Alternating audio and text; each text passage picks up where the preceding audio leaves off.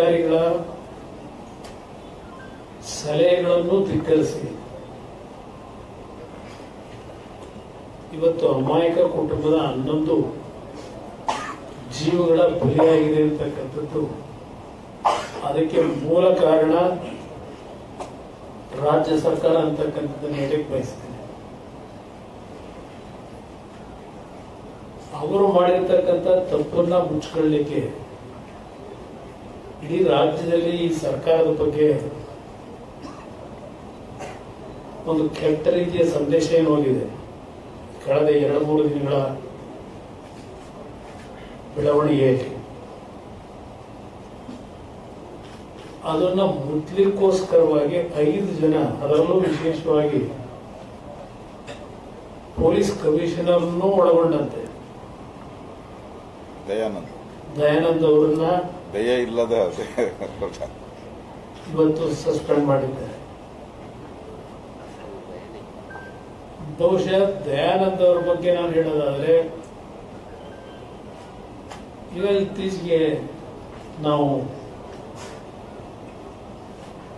ಮೊದಲನೇ ವರ್ಷದ ಹೊಸ ವರ್ಷದ ಆಚರಣೆ, ಆಗಲೂ ಪೊಲೀಸ್ ಕಮಿಷನರ್ ಅವರೇ ಇದ್ರು. ಆಗಲೂ ಸಹ ಲಕ್ಷಾಂತರ ಜನ ಬೆಂಗಳೂರಿನಲ್ಲಿ ಸೇರಿದಂಥದ್ದು, MG ರೋಡು, ಬ್ರಿಗೇಡ್ ರೋಡ್ ಎಲ್ಲ ಭಾಗದಲ್ಲೂ ಒಂದು ಸಣ್ಣ ಘಟನೆಗೆ ಅವಕಾಶ ಕೊಟ್ಟಿರಲಿಲ್ಲ ಅವರು.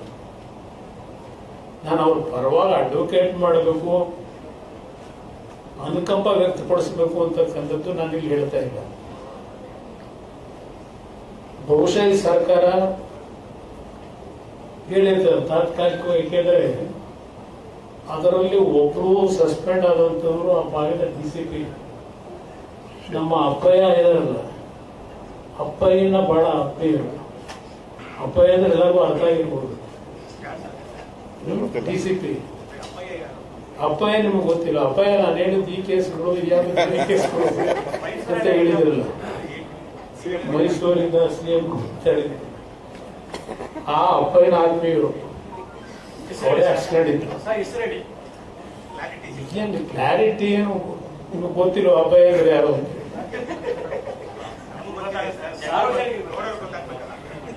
ಅವರೇ ಪಾಪ ಅವ್ರನ್ನ ಹಾಕ್ಸ್ಕೊಂಡಿದ್ರು. ಶೇಖರ್ ಅವ್ರನ್ನೂ ಸಸ್ಪೆಂಡ್ ಮಾಡಿದ್ದಾರೆ.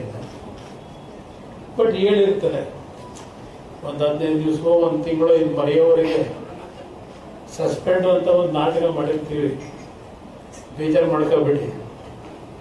ಇದೆಲ್ಲ ಜನಮಾನಸದಲ್ಲಿ ಮರೆತ ಮೇಲೆ ಮತ್ತೆ ಪುನಃ ನಿಮ್ಮನ್ನ ಇನ್ನೂ ಹೆಚ್ಚಿನ ಪ್ರಮೋಷನ್ ಕೊಟ್ಟು ಹೆಚ್ಚುವರಿ ಹುದ್ದೆ ಕೊಡ್ತೀವಿ ಅಂತ ಹೇಳಿ ಅಲ್ಲಿವರೆಗೂ ಸ್ವಲ್ಪ ಮೌನದಲ್ಲಿದೆ ಅಂತ ಹೇಳಿದ್ದು ನನ್ನ ಅಭಿಪ್ರಾಯ.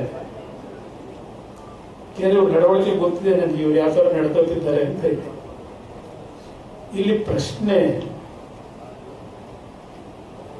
ನಾನು ಸರ್ಕಾರಕ್ಕೆ ಕೇಳ್ತಕ್ಕಂಥದ್ದು 2 ವಿಷಯ. ಇಲ್ಲಿ FIR ಅಲ್ಲಿ ಏನ್ ಬರೆದಿದ್ದಾರೆ, FIR ಅಲ್ಲಿ ನಿಮ್ಮ RCB